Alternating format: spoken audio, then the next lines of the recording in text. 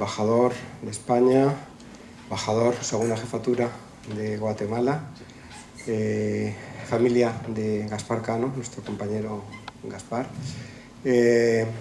Queridos amigos del Instituto, bienvenidos otro martes más de febrero a la programación cultural. Hoy es un día, bueno, para mí especial, ¿no? Porque aunque es fácil hacer amigos en este mundo, pero realmente el amigo de hoy es un amigo del alma, que diría la canción, ¿no? Tenemos poetas aquí en la sala. Compañero de fatigas y de alegrías en el Cervantes, Joan Álvarez, que ha sido director de este centro, como algunos saben, y además el director que tiene el récord de permanencia. Él estuvo 5 años aquí, inició algunos proyectos que todavía perduran, como el Festival de las Culturas Iberoamericanas o el Encuentro de Profesores de Español, que este año vamos a darle el formato congreso, ¿no?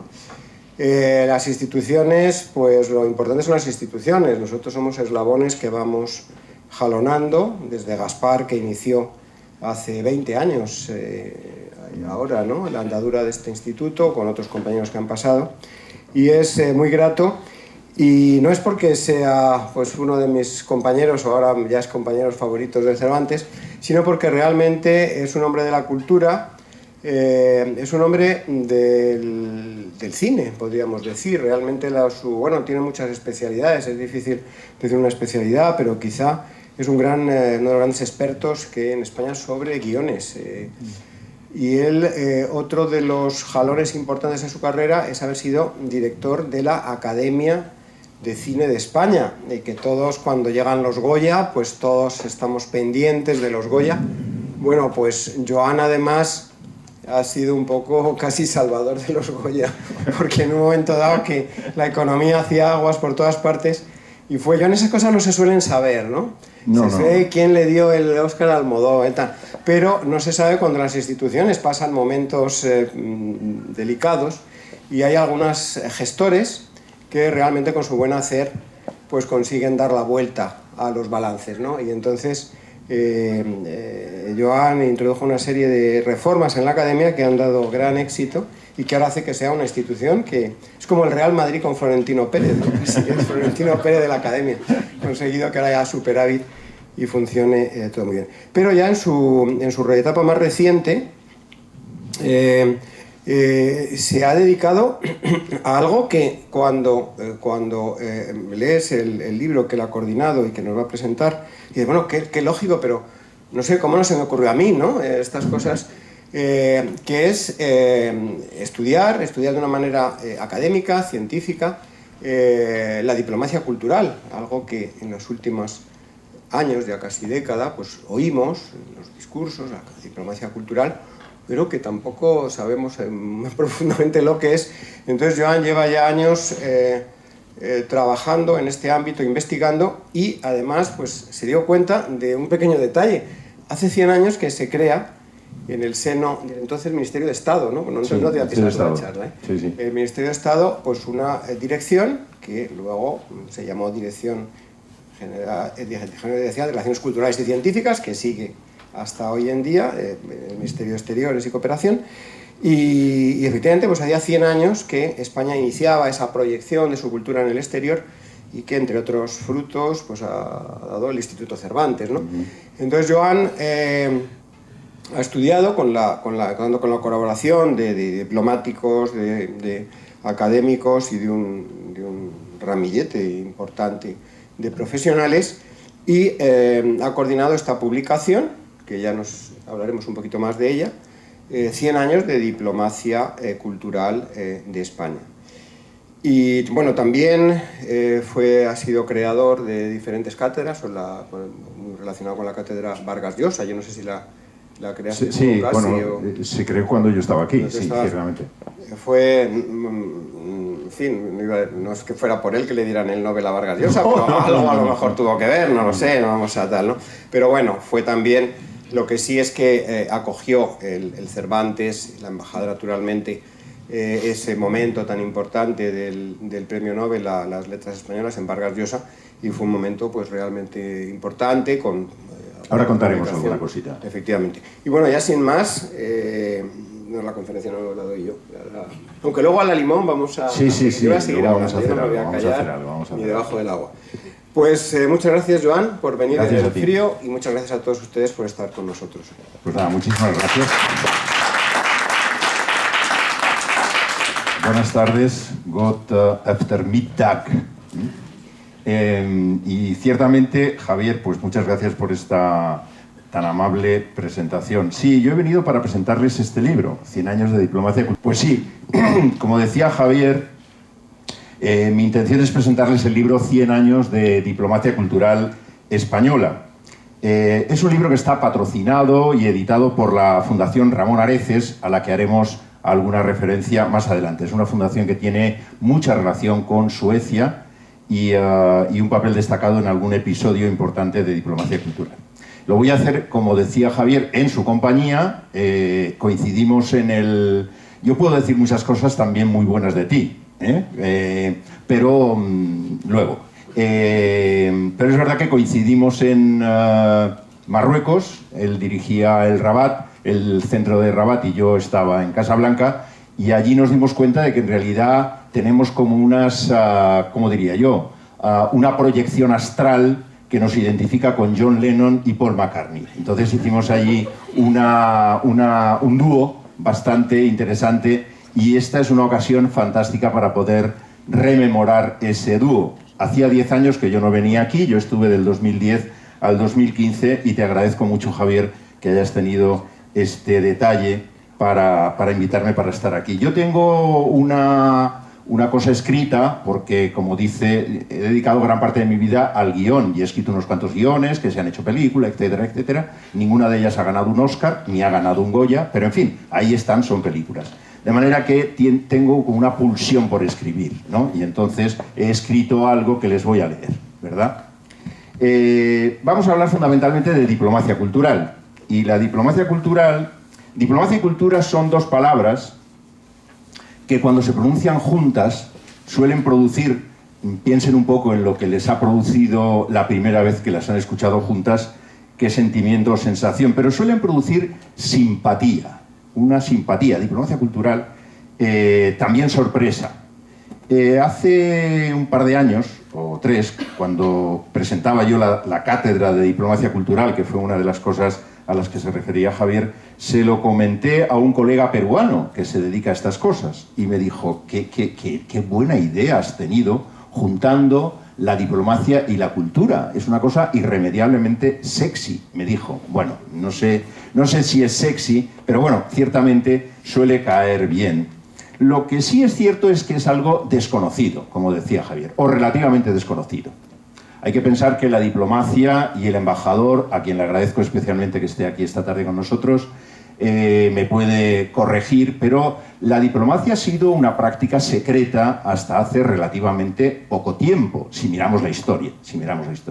Pero yo diría que, digamos, el final del secretismo en la diplomacia vino después de la Primera Guerra Mundial, en 1918-1919, de manera que la diplomacia como tal está más o menos englobada en una práctica, no vamos a decir que tenga nada particularmente, diría yo, negativo, pero sí reservado. O sea, parece que ejercer la diplomacia pues es moverse en un territorio relativamente reservado, de negociaciones que no se conocen hasta que no dan su fruto, etc. La diplomacia cultural nace precisamente en esta época, en la época de los años 20 del siglo pasado, cuando el presidente de Estados Unidos, que va a París, viene de Estados Unidos a París, para poner en orden lo que sería el tratado de recomposición de la Sociedad de Naciones después de la Primera Guerra Mundial, lo que dice es: se acabó el secretismo, se acabó, digamos,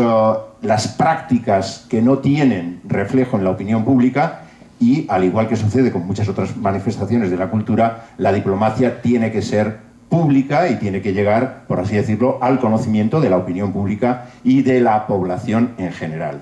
Bueno, yo les voy a hacer unas pequeñas reflexiones sobre esta diplomacia cultural que fue secreta hasta hace relativamente poco, o que tuvo una conciencia limitada. La diplomacia era ciertamente una acción política, una de las acciones importantes que un gobierno del gobierno de una nación podía llevar a cabo, y la diplomacia cultural quedaba en un terreno pues no del todo esclarecido. Vamos a reflexionar sobre eso con unas cuantas ideas, no muchas, pero unas cuantas. Pero voy a empezar con dos botones de muestra de lo que entiendo yo por diplomacia cultural. José Vicente, vamos a ver si tenemos éxito en nuestra operación. Alargo el brazo, ahí está. Y tenemos a la ministra de Cultura de España en 2010, Ángeles González Sinde, gran amiga, y a Mario Vargas Llosa.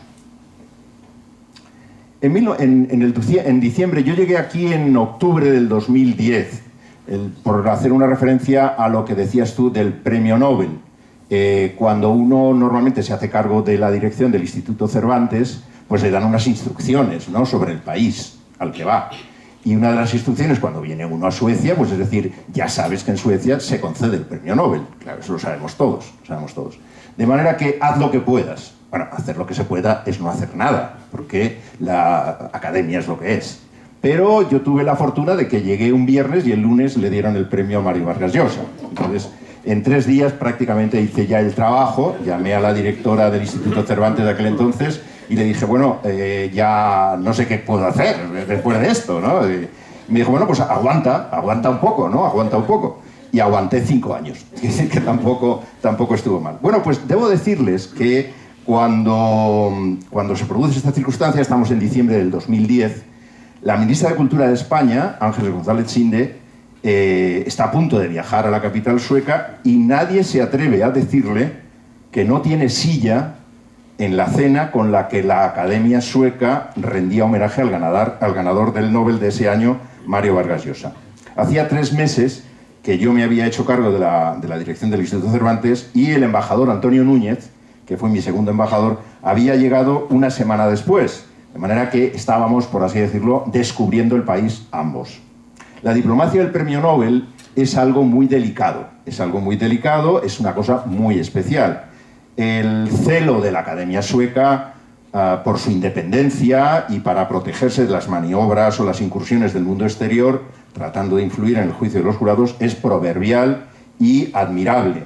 Saben que recientemente hubo sus más y sus menos con respecto a esta transparencia de la Academia. Pero bueno, 10 días antes realmente la ministra no tenía la silla asegurada. Y la Academia lo que nos decía es cómo le vamos a dar esa silla a la ministra de Cultura de España cuando Mario Vargas Llosa es peruano.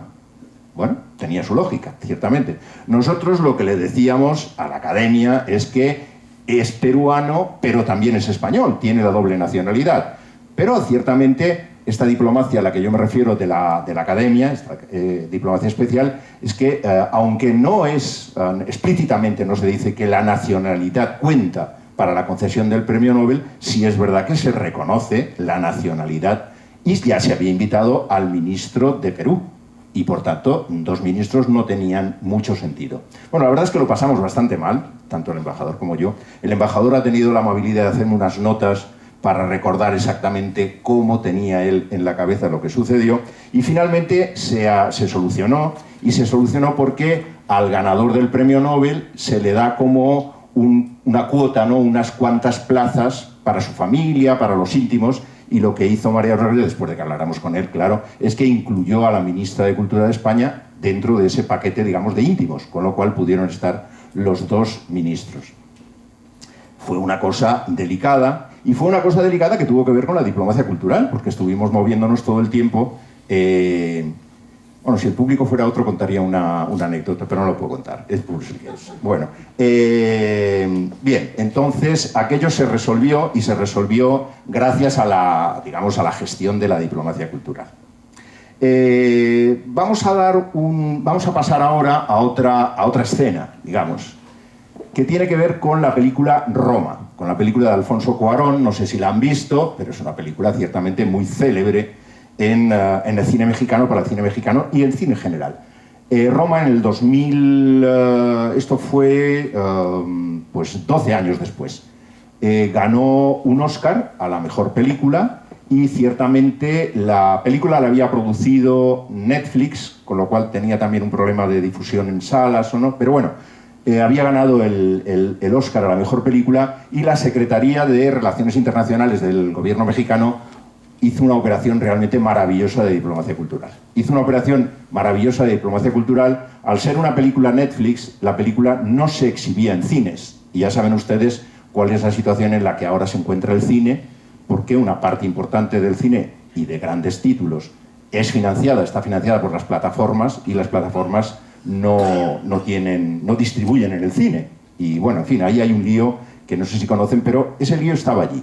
La Secretaría de Relaciones Internacionales del gobierno mexicano hizo un par de cosas muy interesantes para lo que es la diplomacia cultural. Por una parte, lo que hizo fue llevar la película a muchos países y proyectarla en salas. Por tanto, eso ya es un detalle importante. El propio Cuarón montó su propia campaña de difusión de la película en salas, montó una camioneta, como se hizo aquí con La Barraca y con otras experiencias de teatro popular, y fue por muchos pueblos de México durante un tiempo, después de pactarlo con Netflix, para que el espectador pudiera ver la película en sala, no en pantalla de plataforma, que es, como les digo, es una cuestión importante para el mundo del cine en este momento. Pero hubo algo más importante aún, y lo más importante es que el gobierno mexicano aprobó una ley que protegía a las domésticas, porque de alguna manera estaban en una situación más o menos, en fin, no muy buena,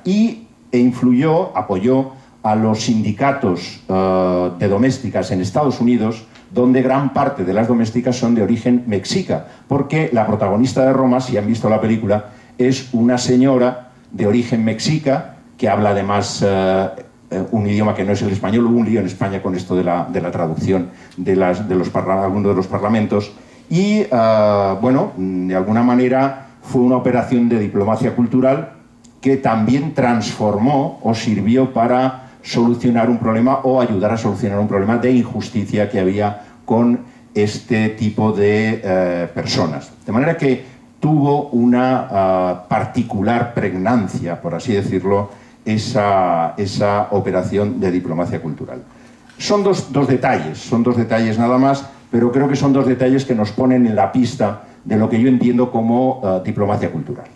¿Qué es lo que entiendo yo? Pues una cosa muy sencilla, y es que la diplomacia cultural es aquella acción que realizan los diplomáticos, fundamentalmente los diplomáticos en un sentido amplio, un equipo amplio donde hay diplomáticos de carrera, donde hay diplomáticos, personas que están contratadas en la embajada, hay profesores que son muy importantes cuando, según veremos, de lo que se trata es de un instituto como este que tenemos aquí, hay expertos, es decir, hay un conjunto, hay un grupo de especialistas que se dedican fundamentalmente a gestionar el viaje de las culturas para producir el mayor prestigio, la mejor imagen y la mayor admiración por un país.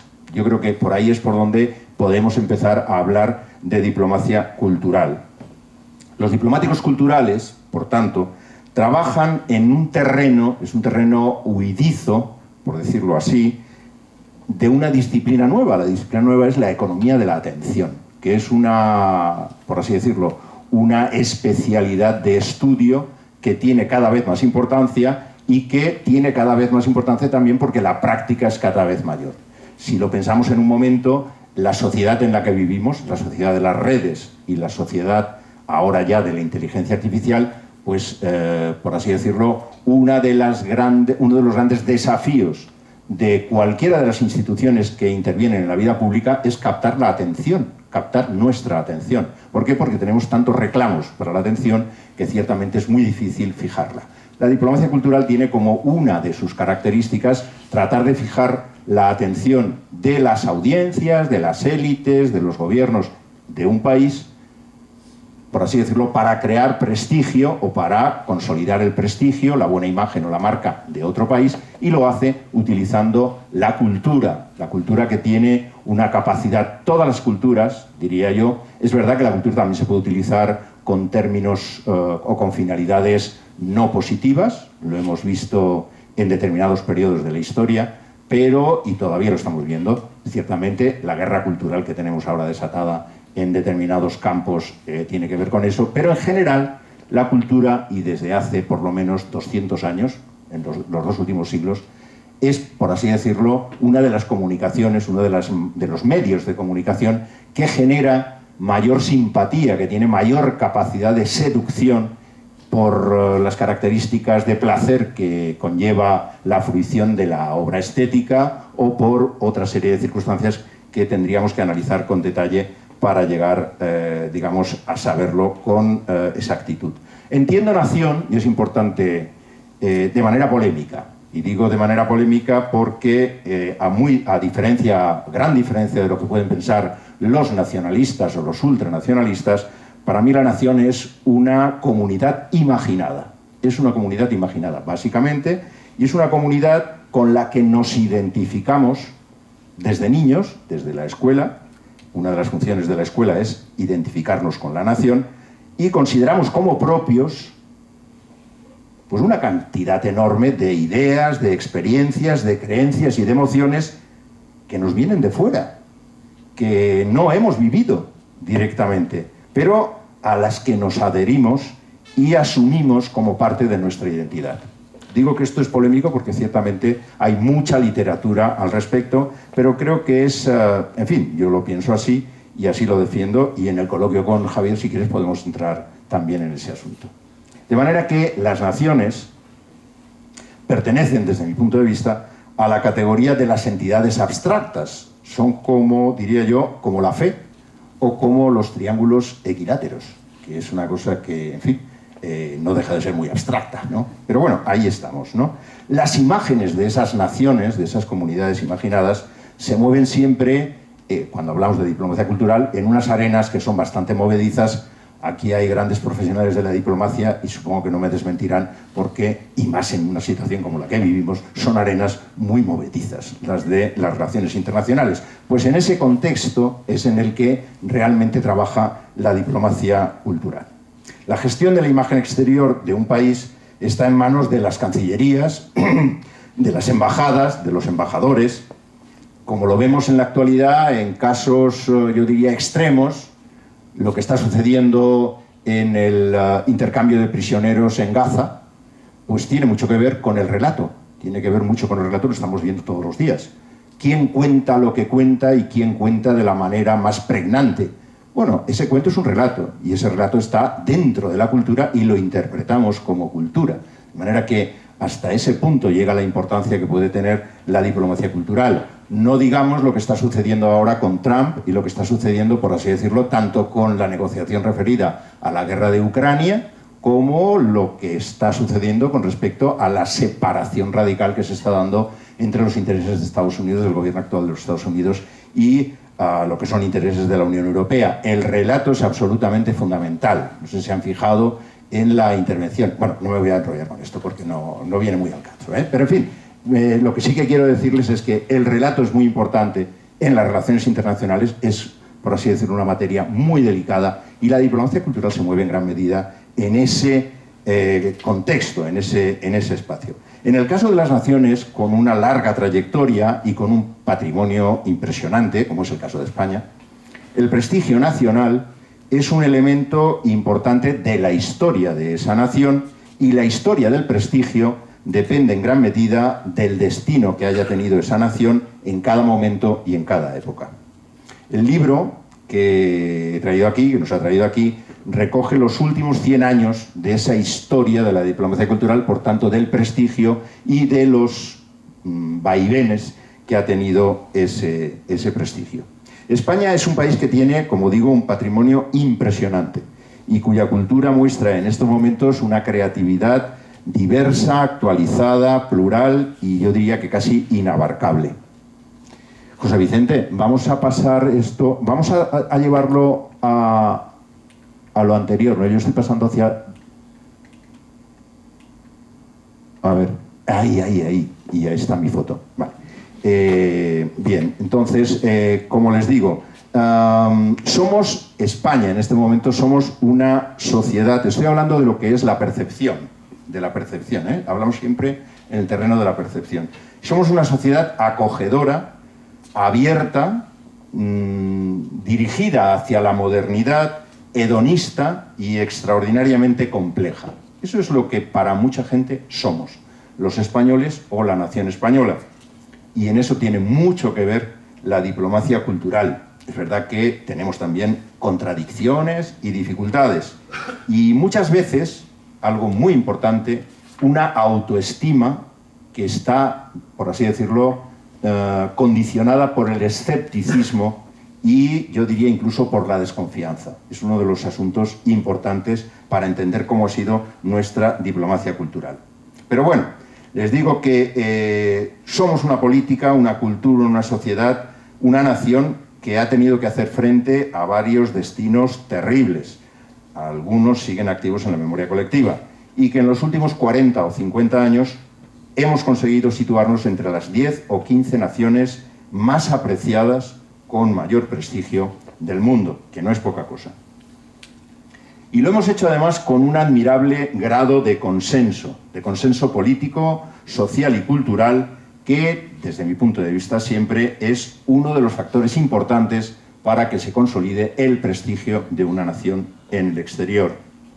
La fuerza de la diplomacia cultural depende de la fuerza de la cultura con la que está asociada, de la relación que tiene con la política que la gestiona y yo diría que por encima de todo del vigor del consenso general que hay en la dinámica de esa sociedad o del país con respecto a su identidad.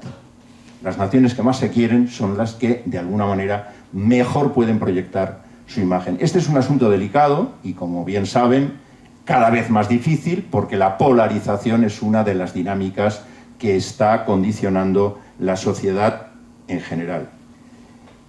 Vamos a pasar a otra cuestión. ¿Cómo vamos? ¿Mal? Sí, ¿verdad? Vamos. Yo tengo un problema, y el problema es que cuando escribo algo digo esto dura 10 minutos, y luego cuando lo digo no son 10 minutos, son 20. Y pero voy a ir un poquito más rápido, ¿verdad? Porque sí que hay 3 o 4 ideas que me parecen importantes de carácter general. La primera idea es que cuando yo hablo de diplomacia cultural no hablo de soft power.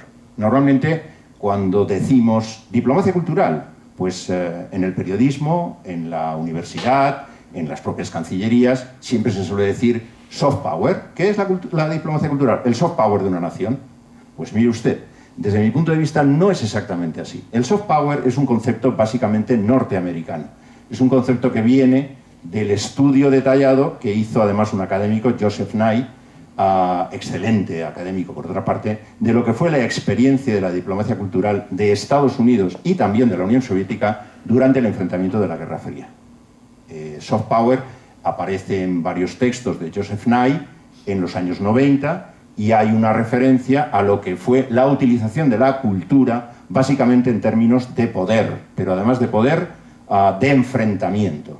Entonces el soft power se dice es la tercera modalidad del poder.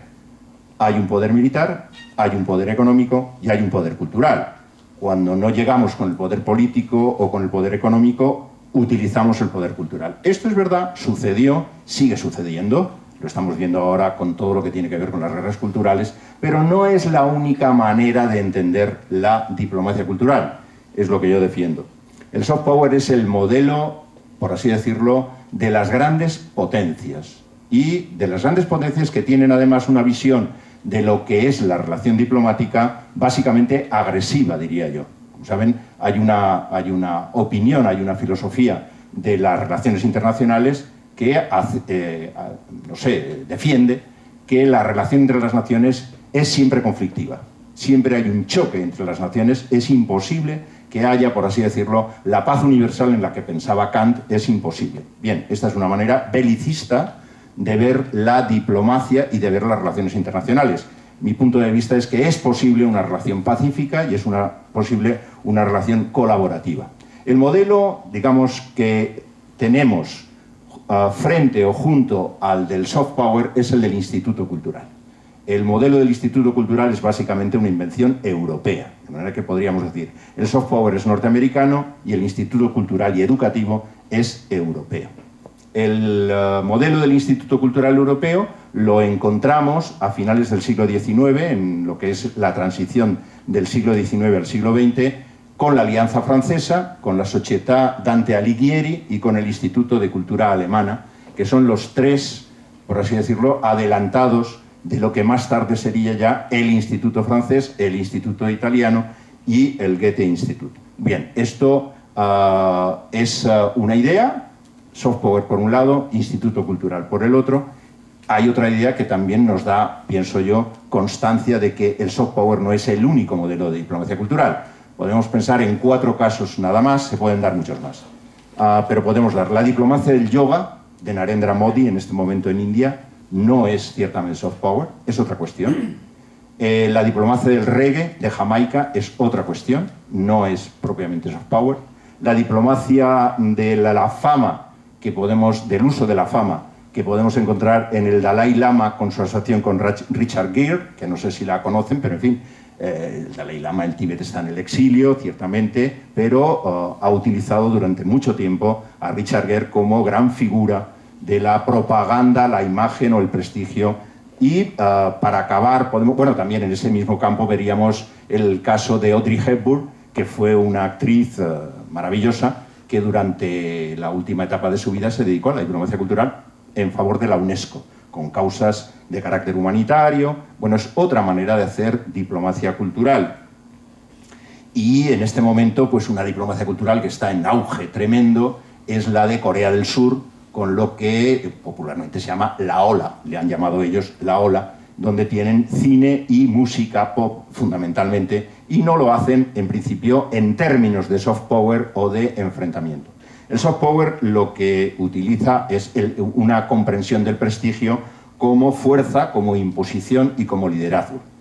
Diríamos que el instituto o el modelo europeo utiliza la diplomacia cultural fundamentalmente como una fuente de prestigio y también de confianza entre las naciones para trabajar juntos.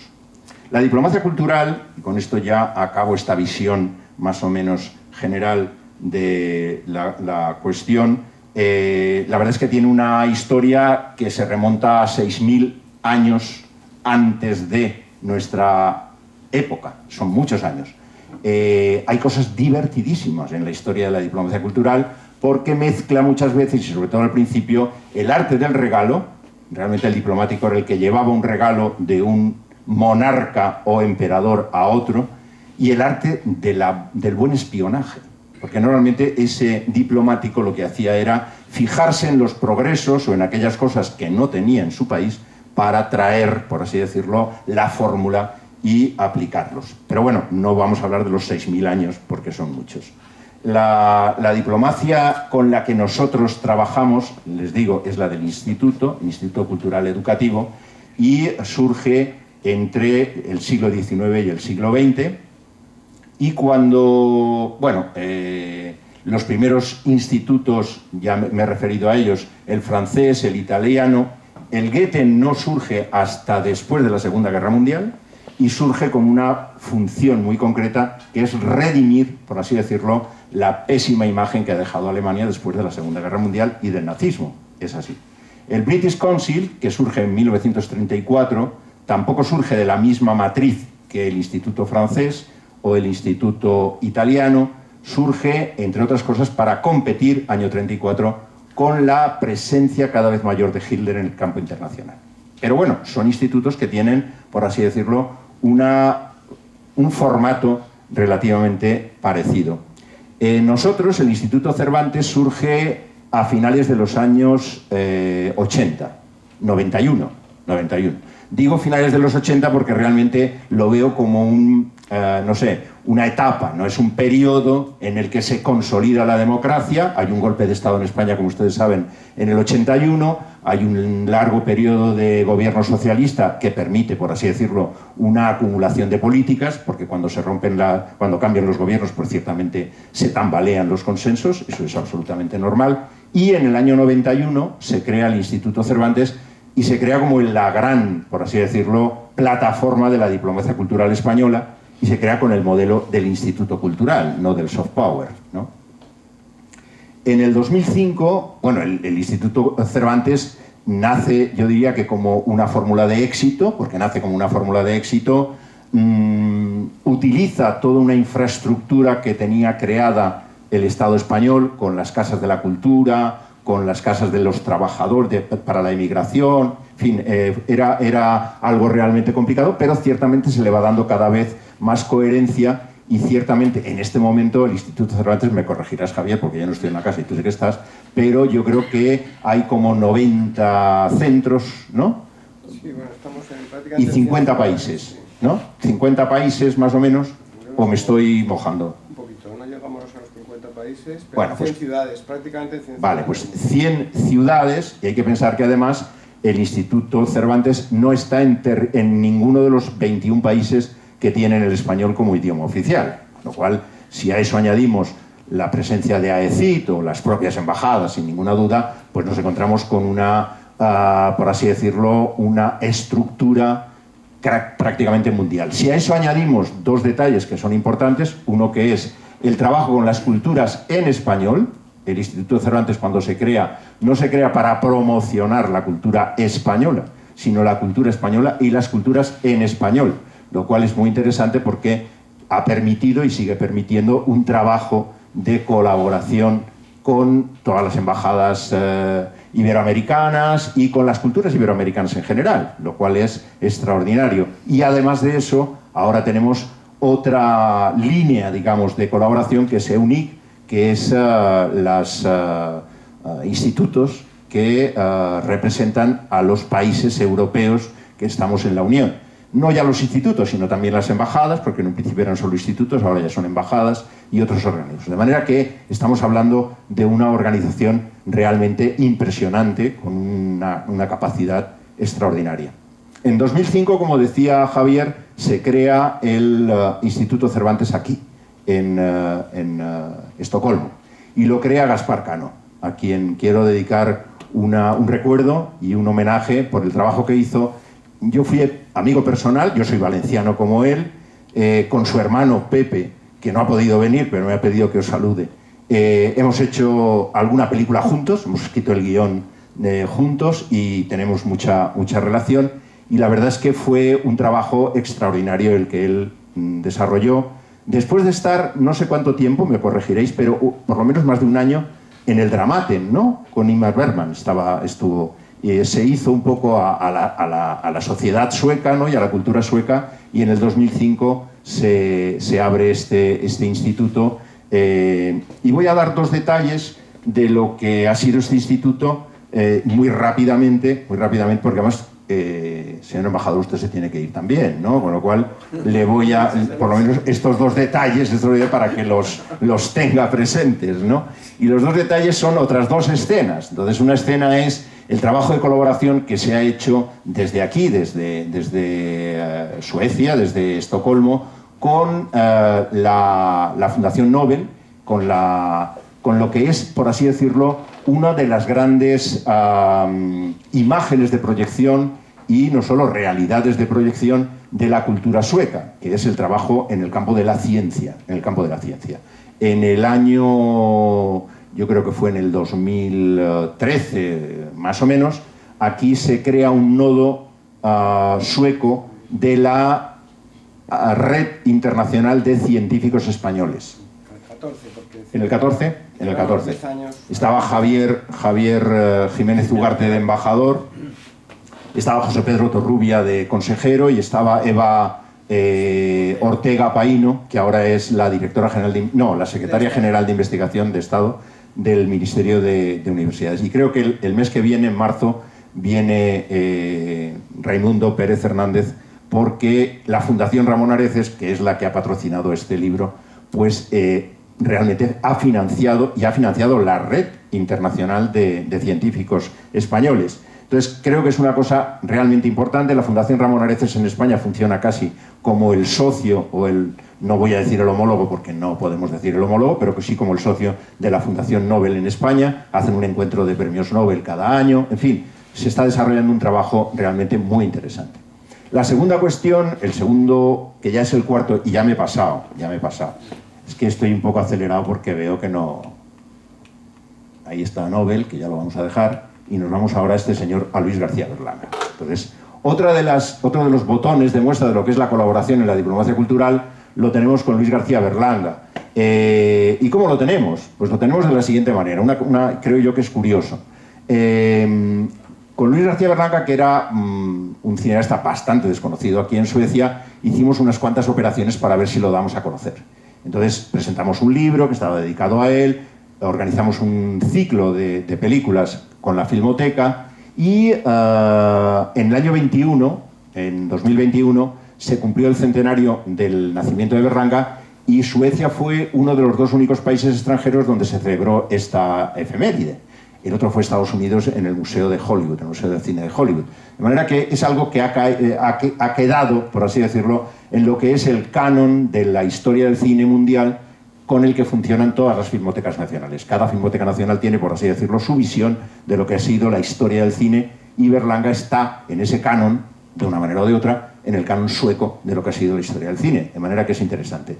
Y la contrapartida es una contrapartida también muy interesante, porque en aquella época pues yo me empeñé en que fueran a Suecia algunos productores suecos de cine y, sobre todo, la directora general del Instituto del Cine en aquel entonces. Suecia, creo que lo saben ustedes todos, tiene una una buena, digamos, equiparación de género en el cine. Hay muchas mujeres que además están en la parte, digamos, creativa de lo que es un proyecto de película. Dirección, guión, o, en fin, dirección de arte, o bien.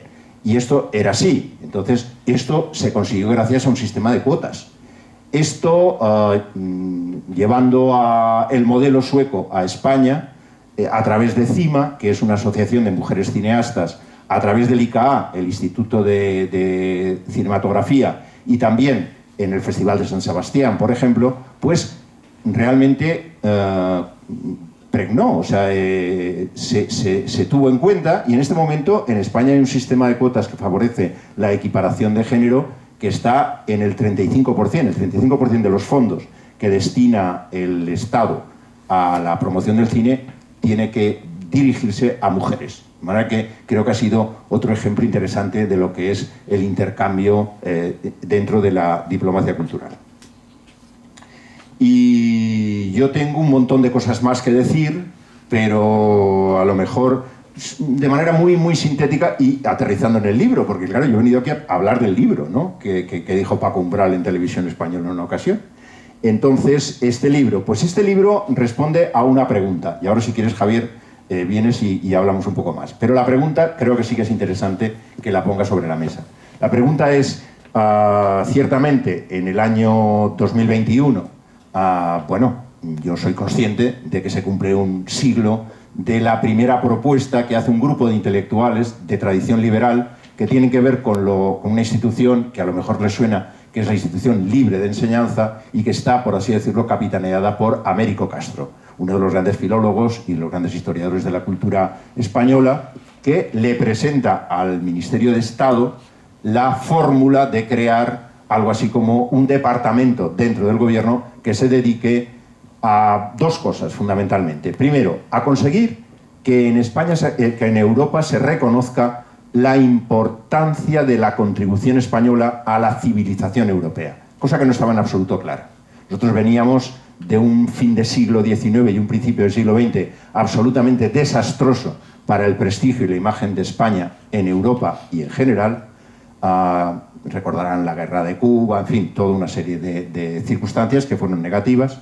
Y en los años 20 eso ha cambiado de manera radical. Hay un enorme interés por la cultura española en Estados Unidos, a pesar de que la guerra, digamos, que ha producido el pesimismo se ha hecho con Estados Unidos, pero hay un enorme interés. Hay un enorme interés, primero, por la cultura española, por la importancia que tiene la cultura española, y segundo, por un detalle que no es de cultura, pero que tiene que ver con la cultura, y es que a los Estados Unidos, que está en los años 20 en un momento de expansión total de la industria y del comercio, América Latina le interesa muchísimo como mercado, y entonces piensa que ciertamente tienen que hablar español para poder vender productos en América Latina, y donde mejor se habla español es en España, sin ninguna duda. De manera que eso genera una serie de factores que son muy importantes.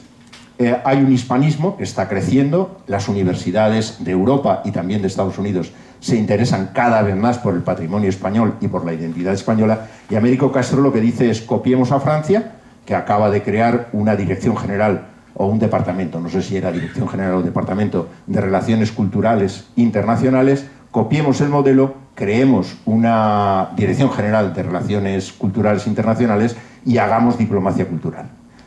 Piensen también que en ese momento la cultura española está que se sale, como se suele decir. Estamos en la Edad de Plata, estamos con un momento de creatividad realmente extraordinario, y estamos también con la posibilidad, y que los iberoamericanos que hay aquí o latinoamericanos me perdonen, en aquel momento lo que se piensa es: podemos ser líderes de lo que entonces se llamaba la raza hispánica, que se decía. Bien, era verdad que se podía, por así decirlo, estar en el pelotón de cabeza para llevar adelante todo el movimiento de reforma cultural que fue el modernismo de los años 20.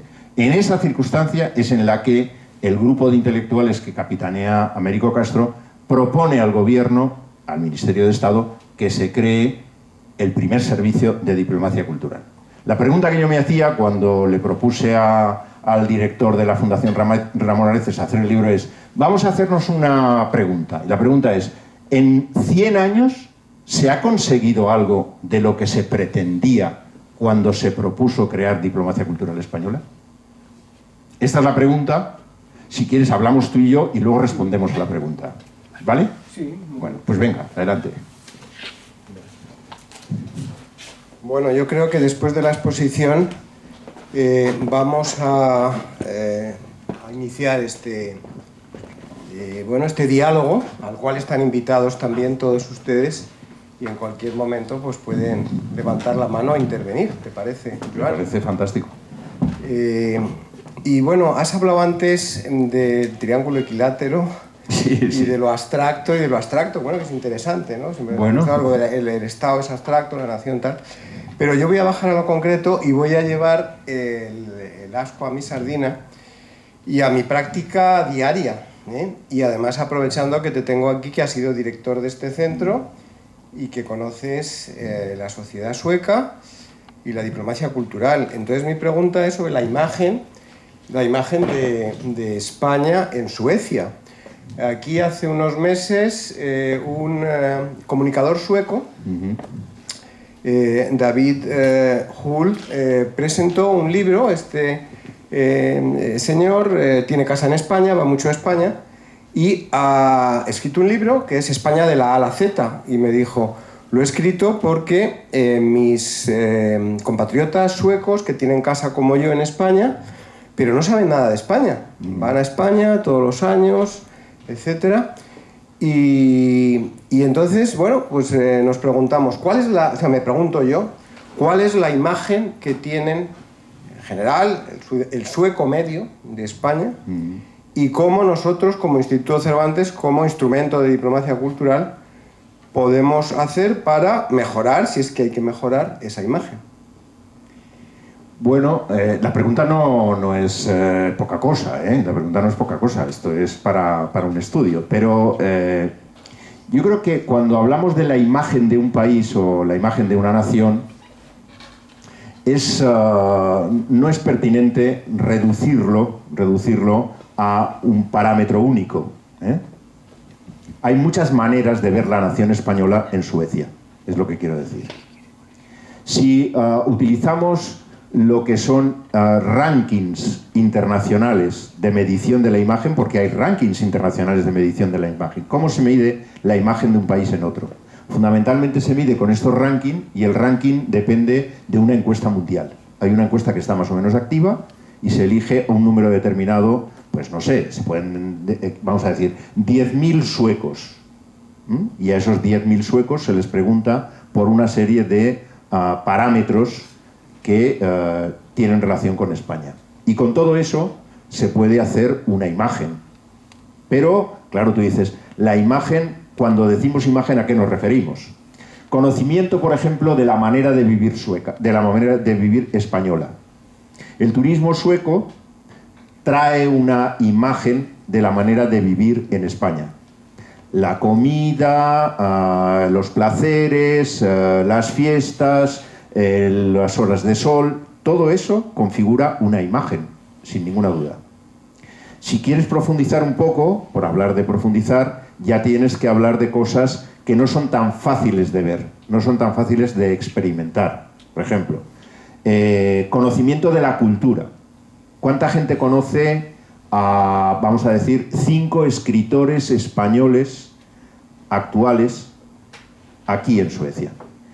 Yo esta mañana me he dado una vuelta por la librería y lo que me encuentro es que solo he encontrado un libro de los que hay más o menos en la actualidad en España traducido al sueco. Papyrus, de Irene Vallejo. Es lo único que he encontrado. No he encontrado ninguna otra cosa. Es Academy Buchhandel, que es una librería, por así decirlo, bastante bien surtida. Libros en inglés, todos los que quieras y unos pocos más, ¿vale? Entonces, bueno, por ahí diríamos, el conocimiento de la literatura española es muy bajo, es muy bajo. ¿Qué podemos hacer? Esa es la pregunta. La pregunta es, la cultura, yo digo, la diplomacia cultural es una manera de acompañar el viaje de la cultura. Pero nosotros no podemos, por así decirlo, gestionar todo el viaje de la cultura. La cultura fundamentalmente en este momento es industria cultural. De manera que la traducción de autores vivos, actuales, españoles en Suecia va a depender del número de ejemplares que se vendan de esa obra. Eso es así. Y nosotros podemos hacer relativamente poco. Sí que podemos hacer, claro. Tú puedes perfectamente dar a conocer un determinado autor, traerlo aquí, hablar con los traductores, hablar con las editoriales y tratar de que haya un interés industrial. Pero tiene que ser un interés industrial. Quiero decir con esto que la mediación industrial por el viaje de la cultura muchas veces nos supera a lo que son instituciones de difusión de la cultura. Nos supera, no podemos hacer gran cosa. De manera que yo vería, por un lado, bueno, con el cine nos pasa exactamente igual. Yo no sé, porque no sigo la cartelera sueca, no lo sigo, pero vosotros que vivís aquí, ¿cuántas películas españolas se han podido ver en los últimos 6 meses en la cartelera sueca? Pregunta. Ninguna. Almodóvar. Bien, Almodóvar. Bien, pues es un icono que tenemos ahí, y ese icono, ¿no? Entonces, lo que quiero decir con esto es que, al final, la imagen de un país en el otro es como un sudoku. Es una, por así decirlo, combinación de factores. Y la combinación de factores, en este momento, desde mi punto de vista, la comunicación que hay entre culturas, entre Suecia y España, no es muy intensa, es más bien baja. Pero no es una cuestión que dependa exclusivamente del trabajo que tú hagas como director del Instituto Cervantes aquí, o del trabajo. No, tiene que ver con dinámicas internacionales de la cultura. La cultura en inglés, la cultura norteamericana está en un momento de auge extraordinario, aunque no lo veamos, pero es así. No necesitan tener un instituto cultural. No lo tienen. Y de hecho el British Council también ha cambiado, ha evolucionado mucho. Sí, totalmente. Lógicamente no tienes que convencer a nadie de que tiene que aprender inglés. Eso por un lado. Y por otro lado, yo sí que creo que hay comunicación. Es mi experiencia de los 5 años que estuve aquí, rica además. Me he referido a 2 detalles, pero se pueden dar muchos más detalles. Lo que sucede es que, como decía al principio de mi conferencia, es que esta diplomacia no ocupa titulares en la actualidad. No es un tema que preocupe prácticamente a nadie. O sea, la capacidad de comprensión de la cultura ajena no nos preocupa. Estamos con la cabeza en otras cosas. Para empezar, no sé si se han fijado, y no sé cómo ha sucedido aquí, pero en España el boom dedicado a la inteligencia artificial, desde el punto de vista, por ejemplo, editorial, es brutal, absolutamente brutal. Yo creo que muy pocas veces se han dado fenómenos culturales con tantísima producción editorial como el de la inteligencia artificial. Entonces, todo eso resta, por así decirlo, espacio en la economía de la atención a la que me refería. La atención es un bien escaso. Y entonces, si lo dedicas a una cosa, no lo puedes dedicar a la otra. No sé si me estoy enrollando demasiado, pero es que la respuesta, claro, no puedes. Pero aún así, lo que quiero decir es que aún así, a nivel de gente a gente, de persona a persona, yo creo que sí que hay una simpatía que genera admiración y que puede generar prestigio. España tiene prestigio en Suecia desde mi punto de vista, pero puede deberse sencillamente a la experiencia de vivir allí. El turismo es extraordinariamente importante para la imagen, extraordinariamente importante. Y nosotros en España en este año hemos tenido 90 millones de visitantes. Hugo, has lanzado una pregunta al viento y va muy ligada a una inquietud que podemos tener, yo creo que muchos ciudadanos, sobre todo pensando que parte de nuestros impuestos van a eso. En mi caso, van y vienen, porque cobro de eso, ¿no? Hubo un director general hace ya unos cuantos años que dijo, y debe estar publicado, que el Cervantes es un lujo que España no se puede permitir. Y a raíz de aquello, un diplomático, que yo considero maestro y sabes que lo menciono muchas veces, Delfín Colomé, escribió un magnífico artículo en El País en el cual decía pues, lo necesario que era el Cervantes, ¿no? Pero efectivamente, el taxista de Reus o el carnicero de cualquier población española o cualquier ciudadano de a pie, se dice, bueno, ¿por qué una parte de mis impuestos van a que se organicen este tipo de actividades? Y hay algún indicador, ¿vale? Ligado a tu pregunta. Es decir, ya sé que es intangible, pero ¿por qué España se gasta, y no se gasta tanto dinero, porque al Cervantes nos dan bastante poco los presupuestos del Estado, reivindico, pero ¿por qué, por ejemplo, pues España hace ese esfuerzo, como otros países que has señalado, y hay otros países que no lo hacen de esa manera? Y sobre todo, bueno, entraríamos en lo del fenómeno europeo, pero que los coreanos lo han sacado muy bien con el K-pop y todo esto, y realmente los institutos coreanos, en la última generación, la última década, está haciendo una lucha fortísima con los institutos coreanos de cultura, ¿no? Pero esa es la cuestión ya sé que es intangible, pero ¿cómo podemos de alguna manera materializar esa inversión que hace un Estado en diplomacia cultural y en los institutos culturales en concreto? Bueno, yo creo que me he referido a eso. Nosotros tenemos, los españoles, una riqueza cultural impresionante, absolutamente impresionante. Y tenemos una capacidad de no creer en esa riqueza cultural tan impresionante como la riqueza que tenemos. ¿Por qué?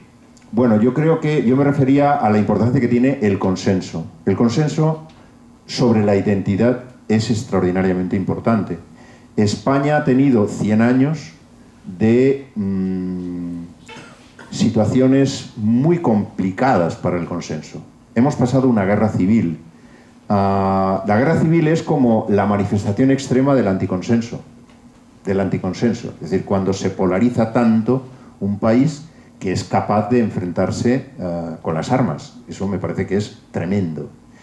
No quiere decir que ahora no tengamos, y yo lo digo, en los 40, 50 últimos años el consenso ha crecido de una manera maravillosa, absolutamente maravillosa, pero en el recuerdo seguimos pensando eso. Somos un país de cultura plural. Tenemos 4 idiomas, que no tiene por qué suponer 4 culturas, pero que sí que son, por así decirlo, 4 registros de una cultura que muchas veces no es coincidente. No perdamos de vista que hemos tenido un proceso independentista en Cataluña con una fuerza tremenda, porque ha sido una fuerza tremenda, y que no está, por así decirlo, no ha vuelto del todo. O sea, todavía hay una parte importante de la opinión pública catalana que tiene esa, por un lado. Entonces tenemos una dificultad para identificarnos desde dentro. Pero además es que tenemos una enorme proyección con América Latina y con la proyección de la cultura en español, que es extraordinario. Yo creo que es una riqueza tremenda, pero es una riqueza que tiene su dificultad. Tiene su dificultad. Es decir, la gestión de la cultura, tenemos aquí a uno de los responsables de Guatemala aquí. La gestión de la cultura guatemalteca es una gestión que se hace desde Guatemala, como es lógico, pero al mismo tiempo se hace también en comunidad o en cooperación con España, de manera, por así decirlo, prioritaria, porque tenemos el mismo idioma y porque tenemos raíces comunes. Eso es difícil de gestionar. Si pensamos un poco en los últimos 100 años, porque realmente nos hemos reencontrado con América Latina después de estar un siglo cada uno por su lado, y nos hemos reencontrado. Y nos hemos reencontrado y seguimos buscando una fórmula, un formato, para que saquemos ventaja todos de eso que es común. Pero no lo acabamos de tener, Javier, no lo acabamos de tener. Entonces, quiero decir con esto que es una enorme riqueza la que tenemos y se puede sacar muchísimo provecho. Como decía, debo citar Filipinas. Sí, sí, claro. Siempre este gran pensador filipino, Nick Joaquín, que la identidad es un proceso en formación, ¿no? Absolutamente. Absolutamente. Efectivamente, y también yo creo que nos ayuda, es decir, el proyectarnos fuera, el vernos también desde fuera es algo que nos ayuda precisamente a comprender nuestra... Pero ahora fijaos ya por acabar un poco este panorama, que intenta no ser pesimista, a pesar de todo, intenta no ser pesimista, pero la capacidad de identificación que tiene TikTok es algo que puede superar a la capacidad de identificación que tiene el Cervantes. Lo siento mucho, pero es así. Es así. La capacidad de comunicación instantánea, de, por así decirlo, escenificaciones de la tontería de cada día, porque es lo que encontramos muchas veces con el TikTok, no encontramos otra cosa, es la tontería de cada día. No, lo digo por mis propias hijas, en fin, no es que sean muy adictas al TikTok, pero a veces las sorprendo haciendo algo que dices, ¿pero qué estás haciendo? No, estoy haciendo un vídeo para TikTok. ¿Cómo que estás haciendo un vídeo? ¿Pero qué quieres decir con el vídeo? Nada. O sea, sencillamente es que tengo un movimiento de brazo así y no así. Y esto se convierte en... tiene 10.000 seguidores. Bueno, quiero decir que nos movemos también, la cultura también es eso. Y entonces, claro, estamos en un proceso de, no sé cómo decir... Claro, continua. Claro. Has dicho la palabra nada, y esto es una palabra con una carga enorme, existencial. Y aprovecho para decirles que vamos a inaugurar un club de lectura, y precisamente la vamos a inaugurar con esa novela Nada, de Carmen Laforet, que precisamente pues hace 2 semanas, ¿no? Tuvimos aquí a Ken Benson, que presentó su estudio precisamente sobre Carmen Laforet. Qué bueno. Quizá, bueno, es el momento, digamos, más o menos como 1 hora tú y yo hablando, Tú un poco más que yo, pero yo también. Y entonces quizá es el momento de dar la palabra al público y que, bueno, pues comenten cualquier cosa o le pregunten a Joan algo sobre este tema, sobre cualquier curiosidad que tengan. Bueno, yo antes de irme, mi nombre es Pamela y quiero felicitarte por esta linda conferencia, lo cual también a mí como personaje público me ha dejado una imagen mucho más amplia de lo que es la diplomacia cultural en relación a España y también a Suecia. Mi pregunta es, ¿cómo ves los lazos culturales entre Suecia y España y Suecia ya en estos tiempos, ya que son muchas las cosas que suceden en el mundo y a veces te cuestionea un poco si realmente podemos continuar con todo lo que es cultura, por mucho más de que trabajamos duro con ello, tanto en el cine, en diferentes actuaciones, los festivales, música, literatura. Y mi enfoque siempre ha sido desde un comienzo en España. Y acá en Suecia es también en otras cosas en el área artística. Pero ¿cómo lo ves tú de aquí, desde ya 2025 hacia más adelante, independientemente de todo lo que está sucediendo globalmente y que nos impacta a diario? Perdóname, Pamela, gracias por la pregunta, pero que un poquito tal, yo la ampliaría un poquito, porque ya he hablado un poco sobre España y Suecia, pero a mí algo que me sigue fascinando aquí es la fascinación de Suecia por Iberoamérica, por América Latina. Entonces, en ese contexto que yo creo que se ha visto, quizá a lo mejor digo una tontería, hace años, una perspectiva de hace años, ese enfoque sobre América Latina, sobre Iberoamérica, separado completamente de España, porque era un momento en el que no había precisamente todo este trabajo que se ha hecho gracias a la diplomacia, a las cumbres, Iberoamérica, etcétera, etcétera, al Festival de la OTI, también hay que decirlo, cultura popular. Y a los cantantes, también es impresionante, ¿no? Sobre todo en el tema musical, cómo no hay el Atlántico une, cómo hay cantantes españoles que tienen más éxito. Es el caso de Mónica Naranjo, por poner un ejemplo, que tiene... El tamborilero.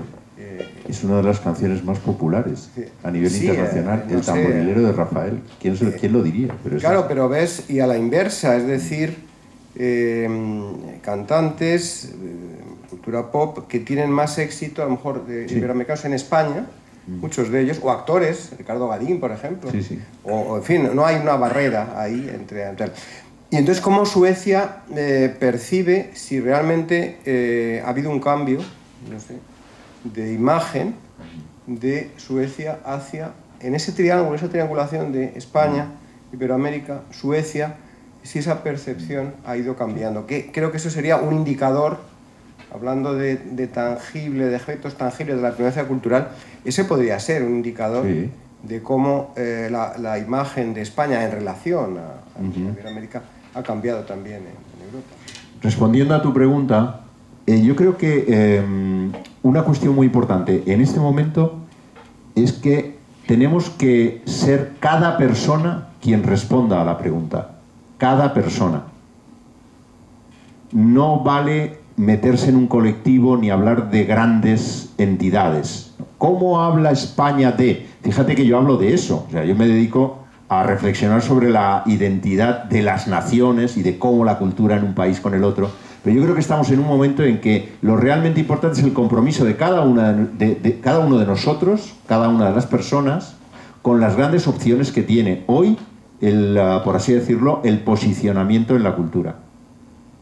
No sé si respondo a lo que preguntas, pero creo que ese es el movimiento de verdad. Ese es el movimiento de verdad.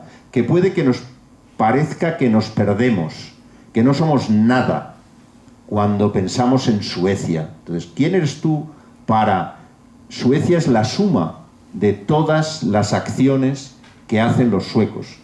España es la suma de todas las acciones que hacen los españoles o que hacemos los españoles. El compromiso personal en el campo de la cultura me parece algo extraordinariamente importante en este momento, y es importante tener conciencia de que somos decisivos, aunque no lo parezca, pero somos decisivos. Yo soy partidario de esa especie de personalismo, por así decirlo, de cara al futuro, porque es tan complejo que solo cuando hagamos una coalición, las coaliciones se hacen de manera muy espontánea ahora. Hablaba yo del TikTok, el TikTok es una cosa muy espontánea, pero la creación de redes es una cosa tan espontánea como el TikTok. Es decir, hay capacidad de hacer una red con muy pocos elementos. La comunicación digital ha cambiado por completo lo que es la cultura y la dinámica de la cultura, y más lo va a cambiar, y más lo va a cambiar. Y en la dinámica digital, realmente la acción de cada persona tiene importancia. Entonces yo lo veo así, y lo veo como un compromiso personal, y si realmente queremos que haya más comunicación Suecia-España, es algo que está en nuestras manos, en cada una de las personas, para hacer eso. Porque al final somos quienes contamos, las personas. No sé si me explico, o si es demasiado optimista, pero por ahí es por donde veo yo lo que hay que hacer. Otra cosa es que no lleguemos muy lejos o tan lejos como deseamos llegar, pero no hay que dejarse vencer por el pesimismo ni por las grandes ideas, las grandes instituciones. Estos días estamos todos con, o por lo menos a mí me sucede, con una especie de paranoia de Elon Musk, el otro, los 6 grandes amos de la comunicación digital van a acabar con nosotros, van a hacer con nosotros lo que quieran, van a utilizar la inteligencia artificial para... Bueno, vamos a ver. Probablemente nosotros tengamos también capacidad de responder a eso. 1 más 1 más 1 más 1 más 1. Esto es lo que yo veo. Y las instituciones están para estar con nosotros, para ir con nosotros. Eso es una dificultad, pero es un desafío. Es el desafío que para mí tiene esa diplomacia cultural en este caso, que es ver realmente cómo llevamos el movimiento. No cómo lo creamos, cómo lo llevamos, que es una pequeña diferencia, pero importante. Es lo que yo veo y es a lo que yo me dedico. Otra cosa es que me digas, eres un tonto. Bueno, pues si soy un tonto, ¿qué le vamos a hacer? ¿No?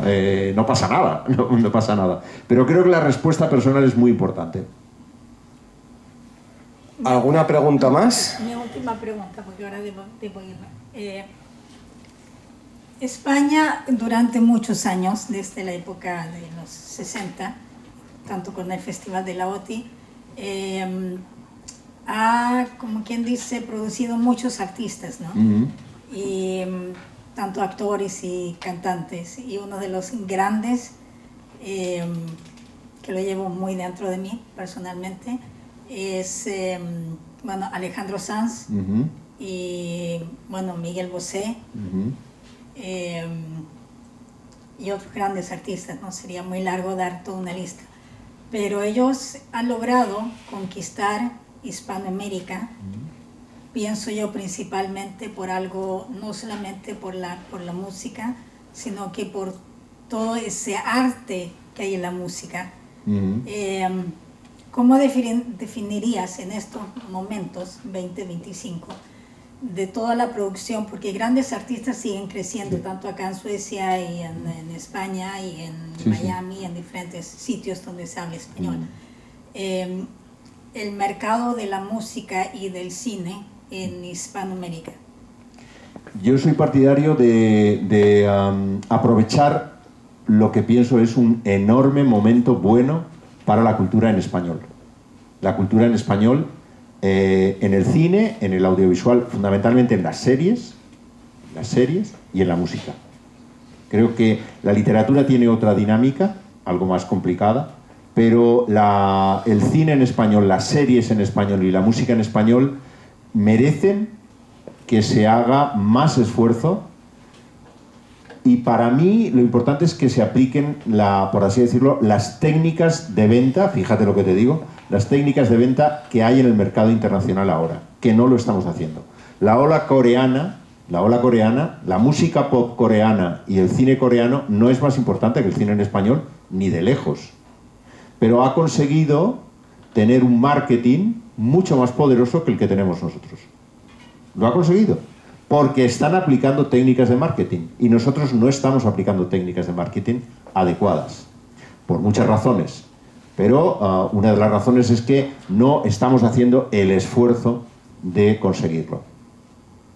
Creo que es un campo perfectamente al alcance, perfectamente al alcance. Uno de los trabajos que yo desarrollo ahora es el trabajo de las series en español. Las series en español están teniendo éxitos mundiales, como no lo están teniendo, después desde luego de las series en inglés, somos las series que mejor viajan por el mundo, con enormes éxitos, En el año 24 se hicieron 3 adaptaciones de 3 clásicos del realismo mágico que parecían imposibles de adaptar: 100 años de soledad, Como agua para chocolate y Pedro Páramo. Han tenido unos éxitos en las plataformas impresionantes, absolutamente impresionantes. Esto es lo que hay que seguir empujando por ahí. Hay un problema estructural. El problema estructural es las plataformas son negocios que rinden beneficios a Norteamérica, fundamentalmente, a la economía norteamericana. Y no sabemos lo que va a pasar con la economía norteamericana y con la nueva visión de Trump y del cambio de las reglas de juego del mercado. Pero están funcionando maravillosamente bien. Este es un campo que hay que seguir trabajando porque la riqueza que tenemos de inventiva, de imaginación, de referentes, es extraordinaria. No hay nadie coreano en la sala, ¿verdad? No. Pues entonces yo digo, es que claro, ¿cómo nos vamos a comparar con Corea? Nosotros tenemos una enorme riqueza de todo tipo para poder hacer lo que tú decías, una música, un audiovisual, unas series, un cine. Hay que trabajar. Trabajar, sencillamente. Es lo que yo pienso. Hay otra pregunta. Muchas gracias, Joan. Me parece, más que una pregunta, es un comentario. Tenemos que ser optimistas. En Suecia tenemos que ser muy optimistas. La mayoría de los jóvenes, que, como los que están aquí, eligen el español como segunda lengua. Pero con una gran diferencia sobre el alemán y el francés. Las profesoras, yo estoy segura, inician a los niños, a los jóvenes, en la cultura y en esa cultura tan rica que tenemos. Entonces yo confío en mis profesoras, digo mis porque son de la asociación, y en general en las profesoras. Son ellas, los niños, la mayoría de ellos se interesan por el fútbol. Ya. Y eso también es cultura. Claro. Bueno, pues claro, por el fútbol y luego por otras cosas. Entonces yo creo que ahí tenemos muchísimo que hacer. Y como tú decías, a nivel individual, si una profesora es capaz de entusiasmar a sus alumnos por cuestiones culturales, esos jóvenes van a ser el futuro. Seguro. Y tenemos que pensar en ellos. Me parece una idea buenísima lo de hacer un círculo de lectura, Javier. Me parece muy bueno. Y luego lo que has hecho ahora del cine. Todos los sábados cine a las 4:30, ¿no? 4:30, efectivamente. Con películas buenas. Gracias. Y en este sábado, otra película. Todos los sábados. La idea es, da igual, o sea, como cuando éramos pequeños, vamos al cine. Claro. Da igual la película y luego quedamos con los amigos y claro, quedamos por aquí, por Watergate. Bueno, pues muchas gracias, Joan, por todo. ¿Hay otra pregunta? Ah, perdón. Dos preguntas. Bueno. Luego tenemos un vino español, como Joan viene del Mediterráneo, pues con frutos del Mediterráneo, podríamos decir. Pero adelante, las dos preguntas. Embajador Nelson Olivero. Muchas gracias, Joan. Nos ha parecido muy interesante lo que has compartido con nosotros esta tarde. Tendremos la oportunidad de conocer tu libro y realmente los libros son los mejores amigos. Entonces, como bien sabes, aquí nuestro director Javier y todo el equipo del Instituto Cervantes hemos organizado para el mes de marzo y abril el Festival de Culturas Iberoamérica. Y nos sentimos muy complacidos de que todos los países han respondido muy afirmativamente. Mi comentario, quería escuchar de tu experiencia, Joan, a través de la diplomacia cultural, podríamos llevar un mensaje de paz a través de este festival, que aunque estemos aquí en un grupo de personas que les interesa conocer nuestra cultura, pero que nosotros vengamos a poner un grano, a decirles basta de todo lo que está sucediendo en el mundo, basta de todos estos actos de criminalidad, bélicos. Si nosotros a través de la cultura, de una cultura de nuestros países que nos sentimos tan orgullosos, podríamos ser también un mensajero de paz. Entonces quería escuchar cuál sería tu consejo para este festival, si tendríamos esa finalidad, aunque sea mínimamente, pero esas son las palabras que voy a decir el 26 de marzo de parte de mi país y de mis autoridades. Muy bien. Muchas gracias. A mí eso me parece una visión fantástica, me parece maravillosa. Estamos obligados a tenerla.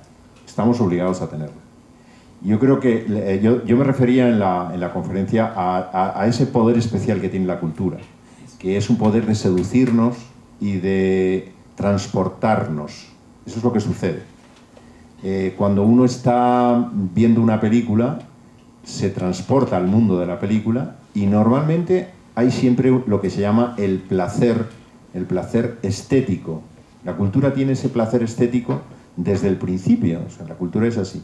Es verdad que ahora con el enfoque de las guerras culturales todo eso se quiere cambiar, Yo creo que tenemos que mantenernos firmes en no caer en la trampa de la guerra de la cultura, no caer en la trampa de las guerras de la cultura. Y eso me parece que ese es un punto importante. Y el otro punto es que la cultura crea confianza. Y eso es absolutamente único ahora. O sea, es un camino que nos lleva, digamos, en la buena dirección. Porque lo que se está generando es una enorme ola de crear desconfianza de unos hacia otros, de que eres un enemigo.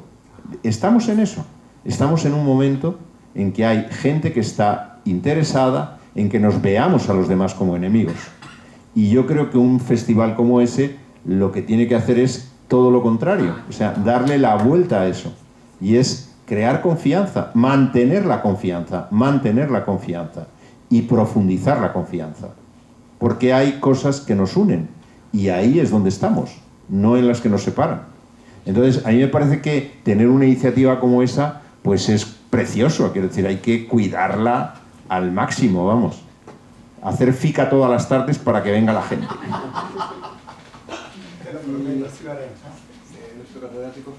Sí, muchas gracias por tu palabra, tu conferencia. Quería retomar algo que habías dicho y algo que había dicho Javier allí para reflexionar sobre esto. Hablabas de tu experiencia de no encontrar, bueno, encontrar solamente una traducción de un autor contemporáneo español en Academy Book Handel. Y lo que decía Javier respecto de esa triangulación respecto de Iberoamérica. Y la cuestión es que si hubieras buscado también hubieras encontrado muchos títulos iberoamericanos en Student Book Handel, por un lado, y por otro lado encontrarías también una cantidad de títulos suecos en España. Y que entonces la tarea de Javier decía, bueno, no se puede manejar las traducciones y las publicaciones y demás simplemente con la tarea del director o del Cervantes. Sin embargo, lo que vemos es bueno, las iniciativas que se están llevando adelante para promocionar la cultura española.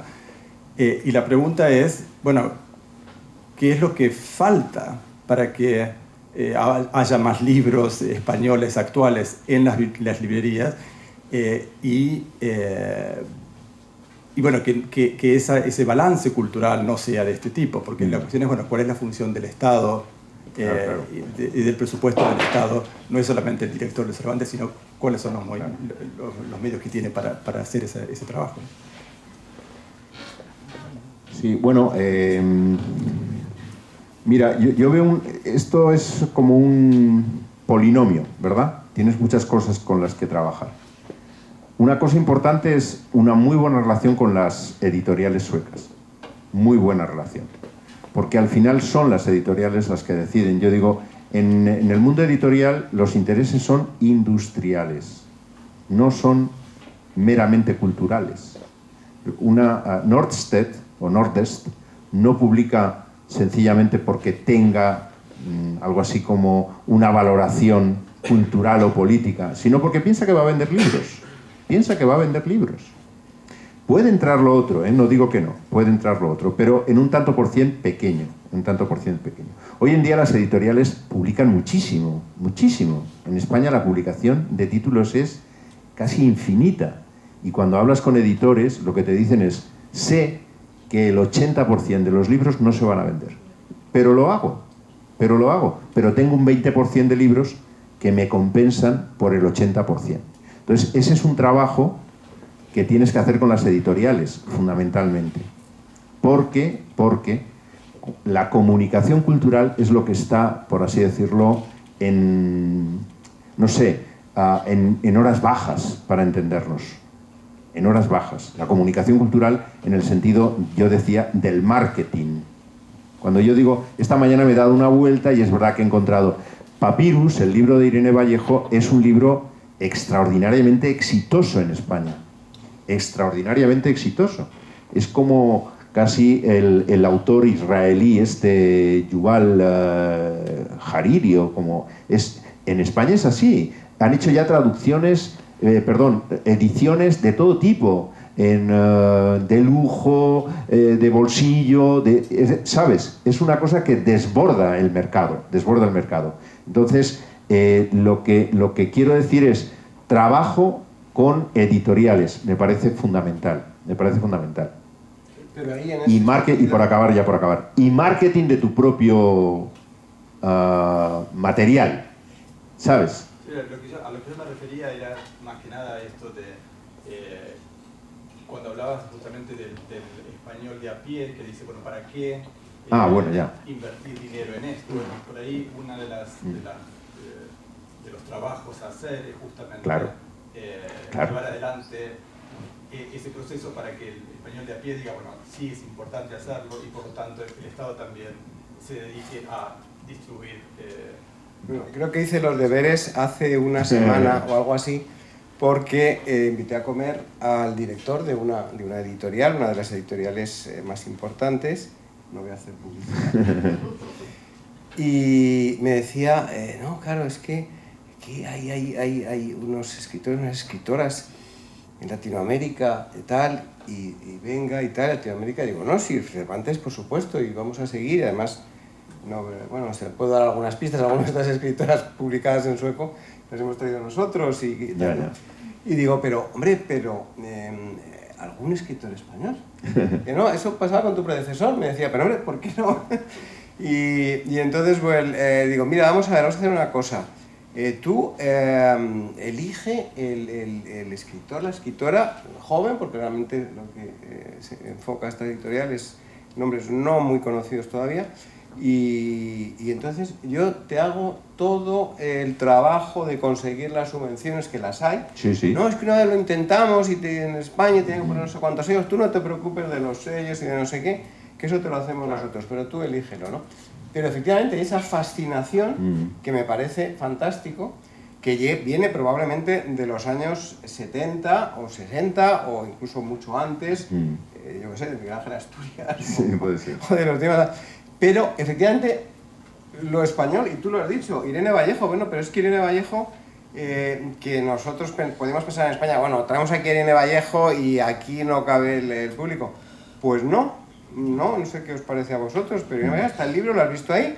A mí, mira, cuando venía ahora, que he estado precisamente en un acto que organizaba la República Dominicana, y venía tal, y hablando con una persona de aquí, del mundo del teatro, tal y cual, y me decía, oye, tal, estoy fascinada, hay una escritora, tal, que es un segundo libro, tal, digo, sí, Brenda Navarro, Cenizas en la... Sí, oye, qué libro, qué maravilla, que no sé qué tal, y ahí no sé qué tal. Y entonces, efectivamente, eso está ahí, entonces es curioso, y eso es algo a señalar, pero es verdad, yo creo que Fernando sí. Que no tiene nada que ver con la calidad literaria. No, efectivamente. No, unas veces sí, otras veces no. También hay unos clichés, yo creo, Sí. y desgraciadamente nosotros, tú has sido muchos años director de Cervantes, tenemos esos clichés, y es muy difícil salir de esos clichés. Sí, es muy difícil. Hoy yo precisamente, bueno, esta mañana, ¿verdad, Andrea? Pues teníamos en la reunión de la embajada y comentábamos, oye, tal, los trenes españoles, la alta velocidad, el país de Europa que más kilómetros de alta velocidad tiene, segundo del mundo después de China. Tenemos unos trenes fantásticos y tal, trasplantes, no sé qué. Hay una serie de ámbitos en los que España es muy potente. Y lo comentamos, no creo que la sociedad sueca, por decir la sueca, pero a lo mejor ni la austríaca ni tal, y muchas sociedades europeas valoran eso. Siguen con lo del flamenco, por supuesto, flamenco, vamos a apoyar el flamenco siempre, pero seguimos un poco con los tópicos. Claro, Javier, pero fíjate es muy que difícil salir de ahí. Lo que comentábamos, hay un problema de comunicación. Tú puedes tener todo lo que quieras, pero si no circulas, por así decirlo, los grandes contenedores de la comunicación internacional, no existes. O sea, India, ¿qué sabemos de India? Muy poca cosa, que yo sepa, muy poca cosa. India está en un proceso de transformación brutal. Cuando empiezas a trabajar, y perdonad que cite a India, que no sé por qué la he citado, pero bueno, el asunto es, tienes que hacer y comunicar. Y nosotros, desgraciadamente, no hemos entrado en el paradigma de la comunicación que ha ido en inglés y en francés.